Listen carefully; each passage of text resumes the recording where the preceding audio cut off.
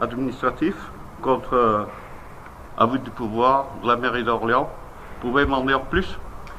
Bien, mais comme je l'avais annoncé en conseil municipal au mois de décembre dernier, j'ai déposé aujourd'hui, donc avec Maître Patrick Communal, une requête en excès de pouvoir contre la délibération numéro 9 de ce conseil municipal sur l'ivresse publique et sur cette taxe supplémentaire de 120 € que la municipalité veut percevoir sur les personnes qui seraient en état d'ivresse et conduites ensuite au commissariat de police.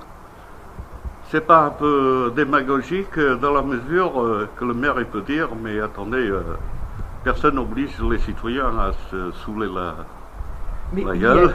Il y a déjà une loi, il y a une loi, faisant-la respecter, et ce qui est démagogique, c'est plutôt justement de prendre ce genre de mesures, alors que ce n'est pas la compétence du conseil municipal, et encore moins du maire d'Orléans de les prendre. Ça, ce n'est pas possible, et c'est là-dessus que nous l'avons attaqué. Je pense que s'il y a quelque chose à faire contre l'alcoolisme dans la rue, c'est sans doute pas avec une amende, parce que la personne qui sera sortie de la cellule de dégraissement, si elle a envie de recommencer, elle va recommencer. Je pense qu'il faut des intervenants sociaux, des intervenants de terrain, et sans doute pas une nouvelle amende, et sans doute pas encore une mesure sécuritaire qui n'apportera strictement rien à ce genre de problématique. Et qu'est-ce qu'en pense l'avocat en termes de droit? Écoutez, on a relevé 7 ou 8 points de droit qui montrent que cette délibération est illégale. Alors je ne vais pas développer les points les plus techniques, je vais vous donner les plus exemplaires. Bon, il y a d'une part le fait que ça crée une inégalité des citoyens devant la loi, puisque le conseil municipal ne pouvant délibérer que pour la police municipale, si vous êtes arrêté par la police municipale, vous payez ces 120 €.